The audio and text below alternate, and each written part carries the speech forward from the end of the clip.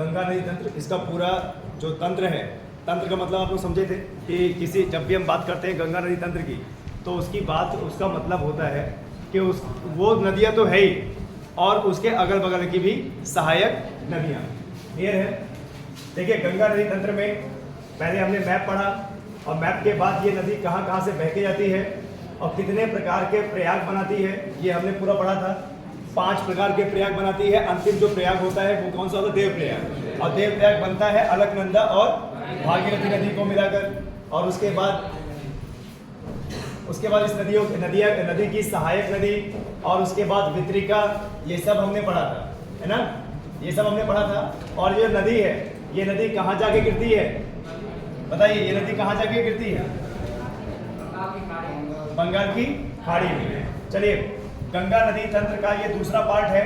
गंगा नदी तंत्र का ये दूसरा पार्ट है, लेकिन उससे पहले ये थोड़ा सा मैप आप लोग समझिए।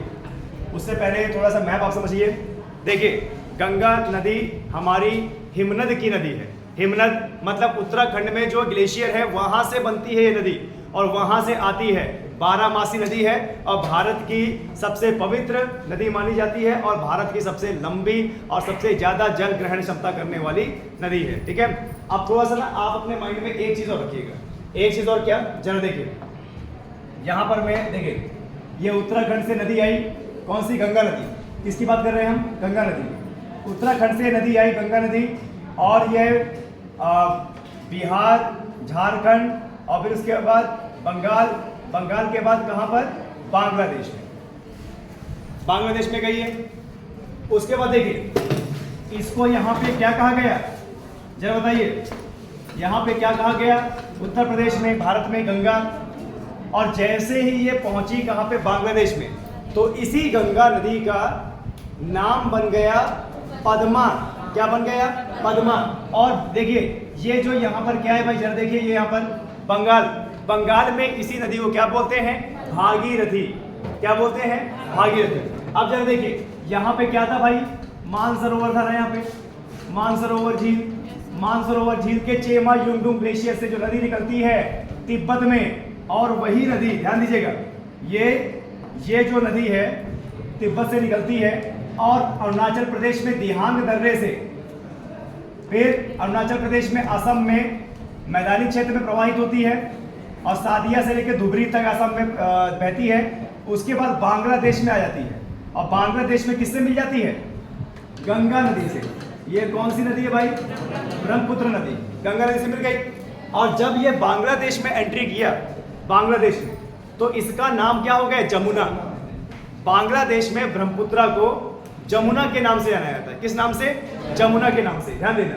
और गंगा नदी को क्या? पद्मा। फिर आप देखिए यहां पर ध्यान दीजिएगा, जब ये दोनों बांग्लादेश में आ गई तो मणिपुर से एक नदी जिसका नाम क्या है? मेघना, वहां पर उसको बराक नदी बोलते हैं। क्या बोलते हैं? बराक नदी। उसके बाद बांग्लादेश में प्रवेश करती है तो इसको क्या बोलते हैं? मेघना। अब मेघना नदी भी इस धारा में जुड़ गई। तो टोटल कितनी नदियां? 3, गंगा, ब्रह्मपुत्र और बराक। ठीक है? और जब इन तीनों की संयुक्त धारा हो गई तो ये नदी कहलाई मेघना नदी। क्या कहलाई? मेघना नदी। और देखिए, जब ये मेघना नदी बन गई और बांग्लादेश में प्रवाहित होने लगी, तो क्योंकि ये मैदानी क्षेत्र से नदियां आ रही है, तराई क्षेत्र से आ रही है, तो इन नदियों ने छोटे छोटे भूखंड का निर्माण कर दिया बंगाल की खाड़ी में। और यहाँ पर इसके जो मुहाने हैं ना, इस नदी के बहुत सारे मुहाने हो गए और इन्हीं मुहानों के बीच में इसने अवसाद जमा कर दिया और वो अवसाद भू का रूप धारण कर लिया। नतीजा वो क्या कहलाया? डेल्टा कहलाया। अब देखिए, ये डेल्टा कलकत्ता की नदी बहने वाली डेल्टा, झारखंड से आने वाली नदियां वो डेल्टा बनाती हैं, उड़ीसा से आने वाली नदियां वो डेल्टा बनाती हैं। तो इतना ज्यादा डेल्टा बन गया कि यहाँ से लेके यहाँ तक इसको पूरा कहलाया गया सुंदरबन का डेल्टा। और सुंदरबन का डेल्टा विश्व का सबसे बड़ा डेल्टा है। पानी का आवागमन रहता है, खारा पानी का आवागमन रहता है क्योंकि समुद्र है। अच्छा देखिए, थोड़ा सा दिमाग लगाइएगा क्योंकि प्रश्न पूछता है, नदियों का पानी कैसा होता है? मीठा। और समुद्र का पानी कैसा होता है? खारा।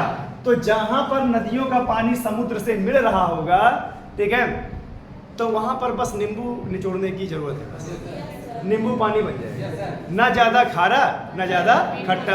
अब देखिए जहां पर मीठा पानी मिल रहा होगा और खारे पानी से मिल रहा होगा, वहां पे लवणता ज्यादा होगी कम होगी? कम होगी ना, क्योंकि खारे पानी को मीठा पानी क्या कर रहा है? डाइल्यूट कर रहा है। क्या कर रहा है? डाइल्यूट कर रहा है, मतलब उसके मिश्रण को बढ़ा रहा है।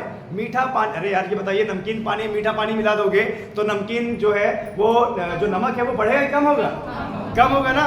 अच्छा ये बताइए, किसी ग्लास में अगर पानी है और पानी में नमक मिला हुआ है और उस पानी को आप वाष्पीकरण के लिए छोड़ दो, इतना पानी था ग्लास में, इतना पानी बचा, तो ये बताइए पानी खारा होगा?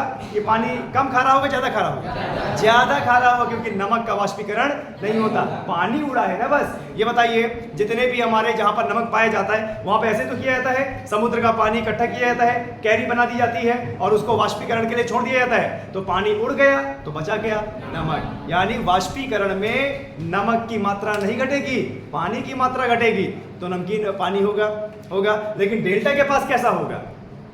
ना मीठा ना खारा, मध्य वाला, है ना। एक प्रश्न और आता है एग्जाम में कि समुद्र में कहां पर नमकीन पानी ज्यादा होगा? सतह में, एकदम नीचे तल में, कि ऊपर सतह में? ऐसा क्यों?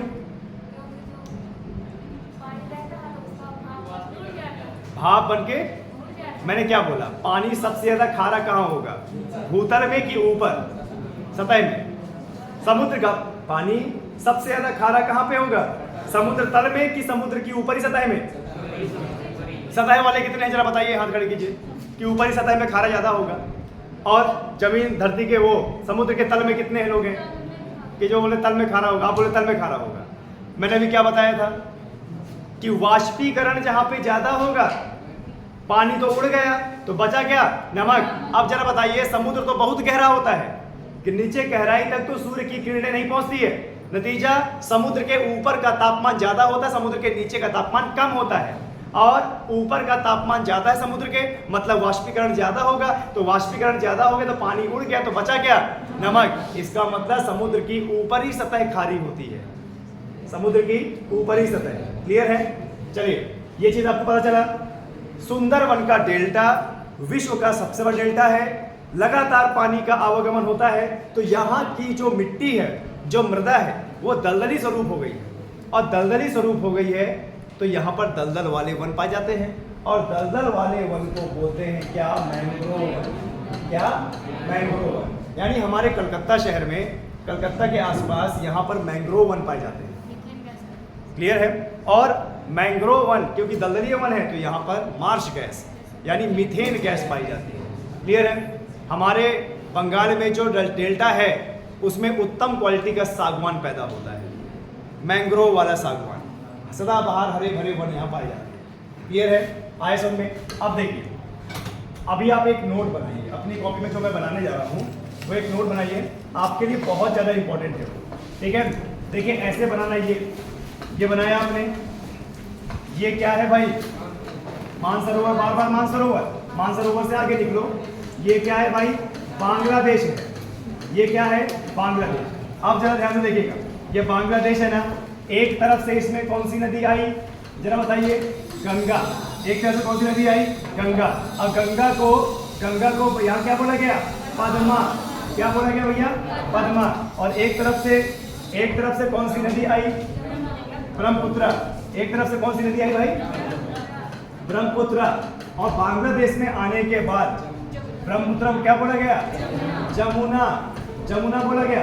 और दोनों नदियों का क्या हो गया? मिलन। दोनों नदियों का क्या हो गया?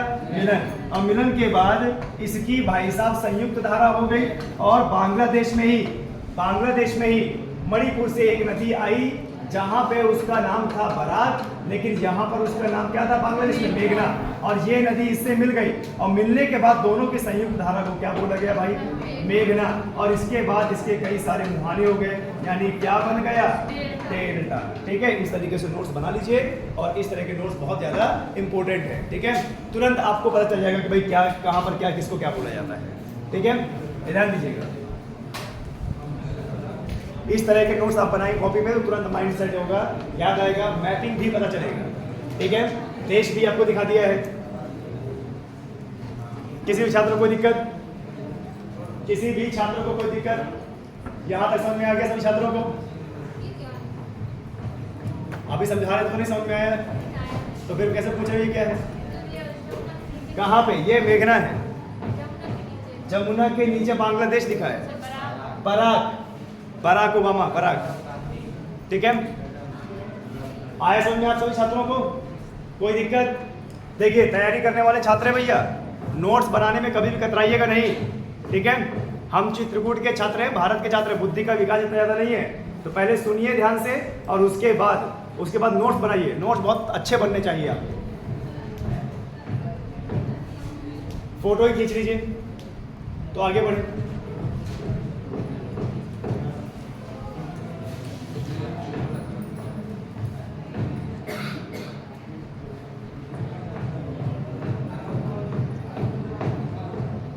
फोटो खींचे ग्रुप में डाल दो। ठीक है, फोटो खींचे ग्रुप में डाल दो। आप लोग पसंद मत होइए, हम भेज देंगे आपको।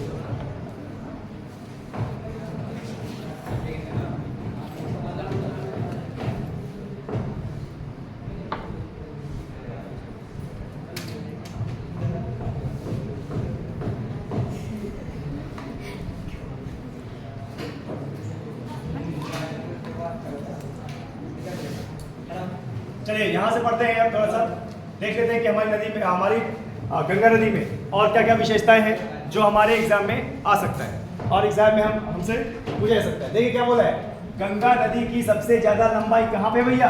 उत्तर प्रदेश में। और सबसे कम कहाँ पे है? झारखंड में। यह आता है एग्जाम में। उत्तर प्रदेश की लंबाई सबसे ज्यादा कहाँ पे है भाई?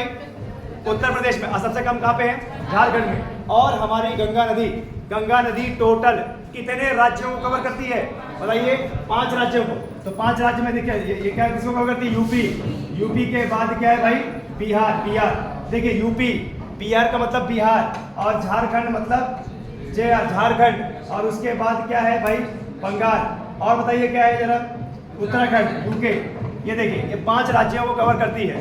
ये 5 राज्यों को कवर करती है, उत्तराखंड, यूपी, बिहार, झारखंड और बंगाल, जिसमें सबसे ज़्यादा बहती है ये उत्तर प्रदेश में और सबसे कम बहती है कहाँ पे?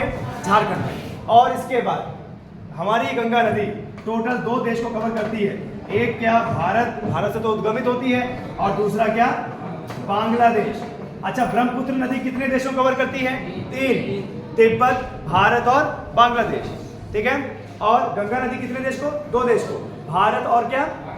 बांग्लादेश। ठीक है, तो देखिए गंगा नदी की सबसे ज्यादा लंबाई कहाँ पे? उत्तर प्रदेश में। और सबसे कम कहाँ पे? झारखंड में। तो ये आपका यूपी जीके भी बन गया, और केंद्र लेवल का भी बन गया। आगे देखिए, गंगा नदी सर्वप्रथम कहाँ से निकलती भाई? हरिद्वार में, पर्वतीय भाग से निकलकर फिर कहाँ प्रवेश करती है?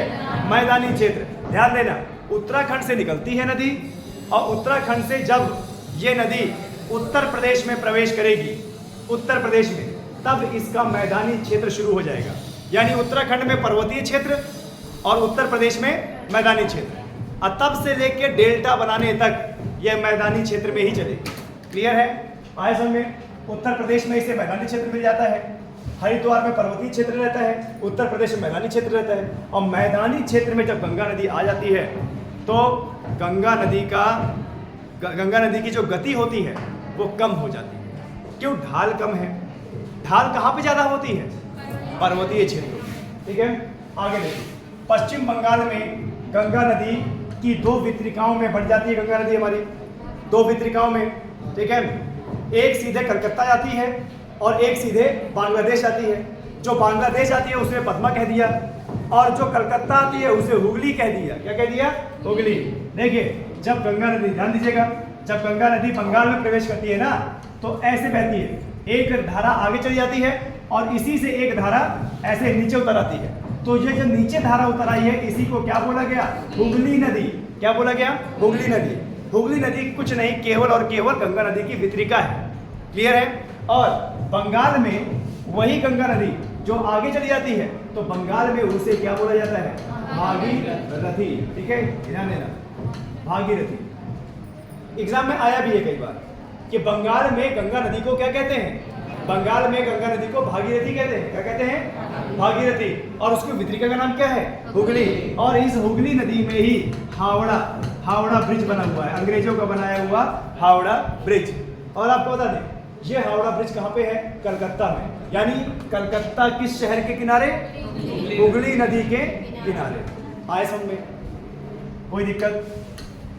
आगे देखिए पश्चिम बंगाल। अच्छा वितरिकाओं देख लिया हमने। भागीरथी मुख्य नदी भागीरथी अर्थात गंगा बांग्लादेश में प्रवेश करती है और हुगली नदी पश्चिम बंगाल में दक्षिण की ओर बहते हुए कहाँ विलीन हो जाती है? बंगाल के। देखिए भागीरथी जो वितरिका हो गई वो भी बंगाल की खाड़ी में विलीन होती है और ये भी बंगाल की खाड़ी में विलीन होती है, पर वो बांग्लादेश होके आती है और ये बंगाल से ही बंगाल की खाड़ी में आ जाती है। क्लियर है? पश्चिम बंगाल में गंगा नदी को भागीरथी नदी के नाम से जाना जाता है और कोलकाता में इसी की जो वितरिका है उसको हुगली नदी। यानी कोलकाता किसके किनारे है? हुगली नदी के किनारे। ठीक है? कभी बंगाल जाने का मौका मिले तो हावड़ा ब्रिज जरूर देखिएगा। इस इधर एक पिलर है, इधर एक पिलर है, बीच में कोई पिलर नहीं। और इंजीनियरिंग का इतना अच्छा नमूना है, अंग्रेजों द्वारा बनाया गया है कि आज के पुल तो टिक ही नहीं पाते, है ना? और वो तब से वैसा का वैसे ही बना है, बहुत बड़े, कोई नट बोल्ट नहीं है उसमें। ठीक है? कोई नट बोल्ट नहीं है, ऐसा वो बना है। अब देखिए वास्तविक रूप देखा जाए तो ये है हमारा गंगा नदी तंत्र। देख लीजिए जैसे प्राणी के शरीर में नसों का जाल होता है वैसे हमारे उत्तर प्रदेश में गंगा नदी का जाल है। इतनी सारी, देखिए इतनी सारी नदियां इसमें आके मिलती हैं और उत्तर प्रदेश की कुछ नदियां, उत्तर प्रदेश के उत्तरी क्षेत्र की कुछ नदियां और मध्य प्रदेश यानी पठारी क्षेत्र से आने वाली नदियां इसमें मिलती हैं, तब जाके हमारा गंगा नदी तंत्र मिल पा रहा है। गंगा नदी तंत्र, किसी भी नदी तंत्र को हम तंत्र तब कहेंगे जब उसमें बाकी नदियां भी आकर क्या होंगी? मिलेंगी, है ना? अब बाकी नदियां आके मिल रही हैं तो सहायता ही तो दे रही है, सहायक नदी ही तो बन रही है ना? चलिए अब जरा देख लीजिए यहाँ पे देखिए भाई, ये रहा यहाँ पे क्या? गंगोत्री ग्लेशियर। गंगोत्री ग्लेशियर में का भागीरथी, और फिर यहाँ से आगे अलकनंदा उत्तराखंड के इधर से, तो दोनों बन गई क्या? गंगा नदी। और गंगा नदी फिर हमारे उत्तर प्रदेश में प्रवेश किया तो मैदानी क्षेत्र आ गया। अब मैदानी क्षेत्र में हमारे उत्तर प्रदेश को सिंचित करते हुए इलाहाबाद में संगम बनाया और उसके बाद ये बनारस से आगे जाते हुए बिहार को, झारखंड को, बंगाल को करते हुए ये यहाँ पर प्रवेश कर गई। कहाँ? बांग्लादेश में प्रवेश कर गई। इधर ही मानसरोवर से एक नदी जिसका नाम सांगपो है, तिब्बत में ब्रह्मपुत्र को क्या बोलते हैं? सांगपो। ये बहते हुए दिहांग दर्रे से फिर असम और फिर देखिए बांग्लादेश में प्रवेश कर गई तो क्या कहलाई? जमुना। और एक मणिपुर से आई बराक, और बराक भी मिली इसमें तो बन गई क्या? मेघना। और उसके बाद ये मेघना ने क्या बना दिया भाई? सुंदरवन का डेल्टा। तो ये तो हमारी मुख्य नदी हो गई ना, ये तो हमारी मुख्य नदी हो गई। अब जरा देखिए, अब हमारी जरा देख लीजिए नदी को। देखिए जब नदी बह रही है तो कुछ नदी इस हाथ से आ रही है, इस हाथ से, यानी बाएं हाथ की सहायक नदी, और कुछ हाथ इस यहाँ से आ रही है, यानी दाएं हाथ की सहायक नदी। ध्यान देना, गंगा में जो नदियां, अधिकतर नदियां दक्षिण के पठार से आ रही हैं वो दाएं हाथ की हैं और जो उत्तरी क्षेत्र से आ रही हैं वो बाएं हाथ की हैं। लेकिन इससे पहले हम पढ़ेंगे यमुना नदी। देखिए ये रही यमुना नदी। यमुनोत्री ग्लेशियर उत्तर काशी से आती है। यह कौन सी नदी? यमुना नदी। और यमुना नदी हरियाणा, उत्तर प्रदेश, दिल्ली में बहते हुए और यह इलाहाबाद के पास गंगा नदी से मिल जाती है। और इस प्रकार से गंगा नदी की सबसे लंबी सहायक बनती है यमुना नदी। गंगा नदी की सबसे सहायक नदी बनती है कौन? यमुना नदी। एग्जाम में आता है भाई, इतनी सारी सहायक नदियां हैं, गंगा नदी की सबसे लंबी सहायक नदी कौन सी है? यमुना नदी। और यमुना नदी कहाँ से निकलती है? यमुनोत्री ग्लेशियर से। कहाँ से निकलती है भाई? यमुनोत्री ग्लेशियर से। क्लियर है? अब देखिए और भी कई सारी नदियां मिलती हैं, जैसे हम बात करें बाएं हाथ की तो देखिए उत्तराखंड से रामगंगा नदी, फिर गोमती नदी। ठीक है, एक मिनट, रामगंगा नदी, गोमती नदी उत्तर प्रदेश से ही प्रवाहित होती है और उत्तर प्रदेश में ही विलीन रहती है। घाघरा नदी नेपाल से आती है, गंडक नदी नेपाल से आती है, इसमें मिलती है कोसी नदी। कोसी नदी याद है, कोसी नदी को बिहार का शोक कहा जाता है, क्योंकि कोसी नदी हर साल अपना रास्ता बदलती है और अच्छी खासी तबाही करती है बिहार में, इसीलिए इसको बिहार का शोक कहा जाता है। अब जरा देखिए, एक और नदी सिक्किम में आती है, महानंदा नदी, ठीक है। आए समझ में? तो देखो, दाएं हाथ से बाएं हाथ से आने वाली नदियां कितनी हो गई? रामगंगा, गोमती, घाघरा, गंडक, कोसी और महानंदा, ठीक है। ये तो कौन से हाथ की हुई? बाएं। दाएं हाथ की देखिए, दाएं हाथ में सबसे पहले क्या जुड़ रही है? यमुना। यमुना दाएं हाथ से जुड़ रही है ना, देखो ये यहां से, कहां से आ रही है? यमुनोत्री से, और दाएं हाथ से आके जुड़ रही है ना। फिर अब जरा देखिए ध्यान से, कुछ नदियां यमुना में मिल जाती हैं जो दक्षिण के पठार से आ रही हैं, यानी मध्य प्रदेश से। मध्य प्रदेश से कुछ नदियां जो आ रही हैं, कुछ नदियां मिल जाती हैं यमुना में, यानी कुछ नदियां यमुना में अपना पानी गिराती हैं। और यमुना अपना पानी कहाँ गिराती है? गंगा में। तो कहीं ना कहीं जो नदी यमुना में मिल रही है उसका पानी गंगा में पहुंच रहा है, तो गंगा की सहायक नदी कहलाएगी, कहलाएगी नहीं? अब जब देखिए, सबसे पहले देखिए, मध्य प्रदेश के महू कस्बे से चंबल नदी निकलती है तो यमुना में मिल गई। चंबल नदी निकलती है तो किस में मिल गई भाई? यमुना में। और यमुना का पानी किस में? गंगा में। अच्छा, कहां से आ रही है? दक्षिण से उत्तर जा रही है ना, तो इन्हीं को बोलेंगे क्या? पठारी नदी। क्या बोलेंगे? पठारी नदी, ठीक है। फिर देखिए, सिंध नदी, ये भी यमुना में मिल गई। बेतवा नदी, ये भी यमुना में मिल गई। और केन नदी बाना से होते हुए, ये भी किसमें मिल गई? यमुना में। और यमुना का पानी किसमें मिला? गंगा में। तो कहीं ना कहीं बोल सकते हैं चंबल, सिंध, बेतवा, केन, इन सब का पानी किसमें जा रहा है? गंगा में। तो ये भी गंगा की सहायक नदी कहलाई कि नहीं कहलाई? आगे देखिए, टोंस नदी, ये टोंस नदी यमुना में नहीं मिलती, मध्य प्रदेश से आती है और डायरेक्टली कहाँ मिल जाती है? गंगा नदी में। उसके बाद देखिए कौन सी नदी? सोन नदी, मध्य प्रदेश से आती है और डायरेक्टली कहाँ मिल जाती है? गंगा में। फिर देखिए, और भी छोटी छोटी नदियां हैं जो यहाँ पे आके मिल जाती है। हुगली नदी क्या है? गंगा नदी की सहायक नदी नहीं है, ये पानी अलग करती है, ये वितरिका है। क्या है भाई? वितरिका। तो ये पूरा है क्या? नदी तंत्र। कौन सा नदी तंत्र? गंगा नदी तंत्र। इस मैप को अगर अच्छे समझ लेंगे ना, तो गंगा नदी से आने वाला जो प्रश्न है वो कर लेंगे, ठीक है। अब देखिए, मैंने आपको बताया था ना कि भाई हमारी गंगा नदी की जल ग्रहण क्षमता ज़्यादा है, इसका पाठ ज़्यादा है, गहराई ज़्यादा है। नतीजा इसी में राष्ट्रीय जलीय मार्ग, राष्ट्रीय राजमार्ग, जलीय राष्ट्रीय राजमार्ग कौन सा? प्रथम। जलीय राष्ट्रीय राजमार्ग कौन सा? प्रथम। इसमें बनाया गया। तो कहां से बनाया गया? प्रयागराज से लेके हुगली तक। प्रयागराज से लेके कहां तक? तो मतलब देखो, आप लोग जो है, ये रहा प्रयागराज, यहाँ प्रयागराज से सीधे इस नदी में, फिर ये इधर आ गया हुगली, यहाँ तक इसमें बड़ी बड़ी नाव चला सकते हैं। यहाँ से लेके यहाँ तक बड़ी बड़ी नाव चला सकते हैं। मतलब प्रयागराज से बड़े बड़े नाव में वस्तुएं रखकर उनको एक जगह से यहाँ तक ट्रांसपोर्ट कर सकते हो, खर्चा कम लगेगा। इसीलिए इसको राष्ट्रीय जलीय राजमार्ग प्रथम, एक नंबर। अच्छा, दूसरा नंबर किसमें है? ब्रह्मपुत्र नदी में। दूसरा किसमें है? ब्रह्मपुत्र, क्योंकि उसकी भी जल ग्रहण क्षमता बहुत ज़्यादा है, ठीक है। तो ये है हमारा नदी तंत्र। चलिए और थोड़ा सा इसके बारे में पढ़ लेते हैं, जरा देखिए, जब भी छोटा नागपुर पठार की बात करेगा तो मध्य प्रदेश और झारखंड, छत्तीसगढ़ का संयुक्त क्षेत्र, मध्य प्रदेश, झारखंड और छत्तीसगढ़ का संयुक्त क्षेत्र की बात करता है। छोटा नागपुर पठार के बीचों बीच भ्रंश घाटी में बहने वाली दामोदर नदी किस दिशा में जाती है? पूर्व में। और आगे किसमें मिल जाती है?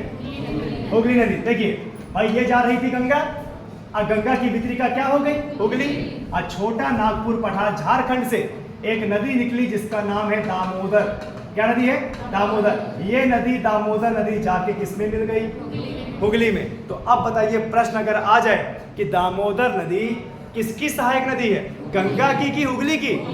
हुगली लगाएंगे। क्लियर है? गंगा मत लगा देना, गलत हो जाएगा। और आपको बता दें, जिस प्रकार से कोसी तबाही मचाती है बिहार में, दामोदर नदी तबाही मचाती है कहाँ? पश्चिम बंगाल में। यानी पश्चिम बंगाल का शोक कही जाती है दामोदर नदी। पश्चिम बंगाल का शोक कही जाती है क्या? दामोदर। कहाँ से निकलती है? छोटा नागपुर के पठार से। राज्य पूछेगा तो झारखंड से। ठीक है, गंगा देखिए नदी पूर्व दिशा में की ओर प्रवाहित होती है और हुगली नदी में मिल जाती है। चलिए बहुत बढ़िया, आगे देख लेते हैं क्या है। गंगा नदी की मुख्य धारा भागीरथी नदी अथवा गंगा नदी बांग्लादेश पहुंचकर किस नाम से? पद्मा नाम से जानी जाती है। क्लियर है? आए समझ में? एक एक डाउट क्लियर हो रहा है आपका? ब्रह्मपुत्र नदी से मिलने के बाद गंगा नदी और ब्रह्मपुत्र नदी की संयुक्त धारा, मतलब ये रही गंगा नदी और ये रही ब्रह्मपुत्र नदी से संयुक्त मिल गई तो क्या नाम से? पद्मा नाम से कि मेघना? अच्छा हाँ, पहले पद्मा। पहले जब देखिए दोनों की संयुक्त धारा जब मिल गई, पद्मा और जमुना मिल गई तो संयुक्त धारा को क्या बोलेंगे? पद्मा बोलेंगे। फिर आती है कौन सी नदी? बराक नदी भारत में, और बांग्लादेश में क्या? मेघना। तो जब ये मेघना मिलती है ना तब हम इसको क्या बोलते हैं? मेघना। क्लियर है? मतलब मेघना नदी तब बनती है जब तीनों का मिलन होता है, गंगा, ब्रह्मपुत्र और मेघना। क्लियर है? आगे चलकर पद्मा नदी से मेघना नदी अथवा बराक नदी मिलती है तो इन दोनों नदियों की मुख्य धारा को मेघना नदी कहते हैं और इसके बाद यह बंगाल की खाड़ी में अपना जल गिरा देती है और सुंदरवन का डेल्टा बना देती है। ठीक है, कोई दिक्कत? चलिए बहुत बढ़िया, आगे देख लेते हैं क्या है। बराक नदी का उल्लेख हो रहा है इसमें। बराक नदी क्या है? बराक नदी अथवा मेघना नदी कहां से निकलती है? मणिपुर। मणिपुर से बह के आती है, मणिपुर से बह के आती है और जाके पद्मा नदी में मिल जाती है। और जब ये नदी मिल जाती है तो उनकी संयुक्त धारा को क्या कहते हैं? मेघना नदी। ठीक है, बांग्लादेश में ब्रह्मपुत्र नदी को जमुना नदी कहते हैं, अर्थात पद्मा नदी और जमुना नदी की मुख्य धारा को क्या कहते हैं? पद्मा। ठीक है, गंगा नदी और ब्रह्मपुत्र नदी का डेल्टा विश्व का सबसे बड़ा डेल्टा है। एग्जाम में आता है कि विश्व का सबसे बड़ा डेल्टा क्या है? सुंदरवन का डेल्टा। और वहां पर क्या पाए जाते हैं? सुंदरी वृक्ष। सुंदरी वृक्ष, हालांकि हमने कभी देखे नहीं है पर बोला जाता है कि बहुत सुंदर है सुंदरी वृक्ष। और वहीं पर बंगाल में सुंदरवन राष्ट्रीय अभयारण्य भी है। सुंदरवन राष्ट्रीय अभयारण्य कहाँ पे? बंगाल। क्लियर है? और ब्रह्मपुत्र नदी का डेल्टा को सुंदरवन का डेल्टा कहते हैं।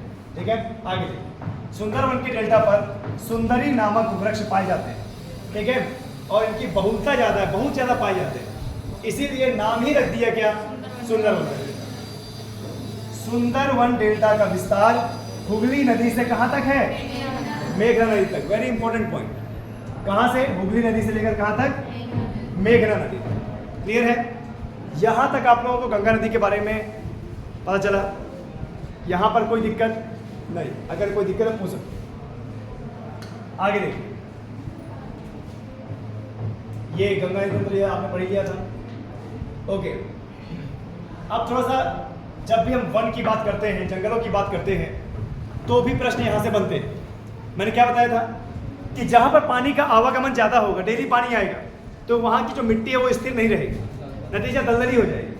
और जहां पर मिट्टी दलदली हो जाती है वहां पर दलदली वन पाए जाते हैं, और दलदली वन को ही बोलते हैं क्या? मैंग्रोव वन। क्या बोलते हैं भाई? मैंग्रोव। सुंदरवन का डेल्टा मैंग्रोव वनों के लिए जाना जाता है और यहां मुख्य रूप से मैंग्रोव, कैसूरीना और सुंदरी नामक वृक्ष होते हैं, और ये जो वृक्ष है वो दलदल में ही हो सकते हैं। ठीक है, ध्यान दीजिए। और इन्हीं क्षेत्र में मार्श गैस भी पाई जाती है। कौन सी गैस? Marsh gas. मैंग्रोव वनों की वनस्पतियों की लकड़ी बहुत ज्यादा कठोर होती है। अरे यहाँ पर भारत का उत्तम क्वालिटी का सागवान पाया जाता है। आप सभी लोग सागवान जानते हो ना? सागवान की लकड़ी बड़ी मजबूत होती है, इतनी आसानी से कीड़े नहीं लगते उसमें क्योंकि वो बड़ी कठोर होती है और कुछ ऐसे उसके अंदर रसायन होते हैं, है ना? अब ये बताइए, किसी भी व्यक्ति को अगर पोषण, कुछ ज़्यादा ही पोषण मिल जाए तो क्या हो जाएगा? अच्छा खासा हेल्दी हो जाएगा। तो यहाँ तो पोषण रोज मिल रहा है इनको, यहाँ तो रोज पोषण मिल रहा है। यही कारण है कि इनकी पत्तियाँ क्या होती हैं? चौड़ी होती हैं, तने मोटे होते हैं और लकड़ियाँ मजबूत होती हैं। लकड़ियाँ क्या होती हैं भाई? मजबूत होती हैं। ठीक है, मैंग्रोव वनों की वनस्पति की लकड़ियां बहुत कठोर होती हैं और उनकी छाल नमकीन होती है। नमकीन क्यों होती है भाई? नमकीन क्यों होती है? छाल नमकीन क्यों होती है उनकी? अरे नमकीन पानी में है ना। मैंग्रोव कहाँ पे है? समुद्र के पास। समुद्र का पानी क्या? खारा। तो खारा शोषण मिलता है इनको। नतीजा यहाँ पे क्या हुआ भाई? क्लियर है? क्योंकि इन वनस्पतियों की जड़ें डेल्टा क्षेत्र में समुद्र के जल में डूबी रहती है, तो नमक का भी तो अवशोषण करेगा। बताइए, भारत में बंगाल टाइगर, ध्यान दीजिए, बहुत इंपॉर्टेंट पॉइंट। भारत में बंगाल टाइगर मैंग्रोव वनों के क्षेत्र को के अंतर्गत ही पाए जाते हैं। भारत में बंगाल टाइगर मैंग्रोव वनों के क्षेत्र में ही के अंतर्गत ही पाए जाते हैं, अर्थात बंगाल टाइगर सुंदरवन डेल्टा में पाए जाते हैं। ठीक है, बंगाल टाइगर अलग ही प्रकार के टाइगर होते हैं। भारत में पश्चिम बंगाल में मैंग्रोव वनों का क्षेत्रफल सर्वाधिक है। एग्जाम में आ जाए, ध्यान दीजिए कि एग्जाम में आ जाए कि पहले स्थान में मैंग्रोव वन कहाँ पाए जाते हैं? बंगाल। और दूसरे में कहाँ? गुजरात। क्योंकि गुजरात में कच्छ की खाड़ी नहीं है क्या? और कच्छ की खाड़ी पूरी क्या है? दलदली है, तो वहां भी मैंग्रोव वन पाए जाते हैं। पर सबसे ज्यादा कहाँ पे? बंगाल। देखिए, सर्वाधिक है पहला स्थान बंगाल का, दूसरा किसका? गुजरात का, तीसरे स्थान पर क्या? आंध्र प्रदेश। ठीक है, गोदावरी नदी और कृष्णा नदी का जहाँ डेल्टा बनता है। क्लियर है? तो ये रैंकिंग भी याद रखनी है। पहले में क्या है? बंगाल। और दूसरे में क्या है भाई? दूसरे में क्या है? गुजरात। और तीसरे में क्या है? आंध्र प्रदेश। बहुत बढ़िया। आगे देखिए, अब थोड़ा सा ना सहायक नदी तो हमने पढ़ लिया है, पर एक बार और नजर मार लेते हैं सहायक नदी। गंगा नदी के दाहिने तट पर आकर मिलने वाली, दाहिने तट से आने वाली नदियों को पठारी नदी भी बोलते हैं। क्या बोलते हैं? पठारी नदी। कौन कौन सी? सिंध, बेतवा, केन, टोंस, सोन, यमुना और क्या? चंबल। यमुना को छोड़कर बाकी सबको पठारी नदी बोलते हैं, क्योंकि यमुना कहाँ से आती है? यमुना कहाँ से आती है भाई? यमुना कहाँ से आती है? उत्तराखंड से आती है, गंगा यमुनोत्री ग्लेशियर से। क्लियर है? चलिए, यहाँ पर समय की समाप्ति है। इसके बाद कंटिन्यू करेंगे, हम इसको कंप्लीट कर देंगे और कल से दूसरा नदी तंत्र आपको पढ़ाएंगे। क्लियर है?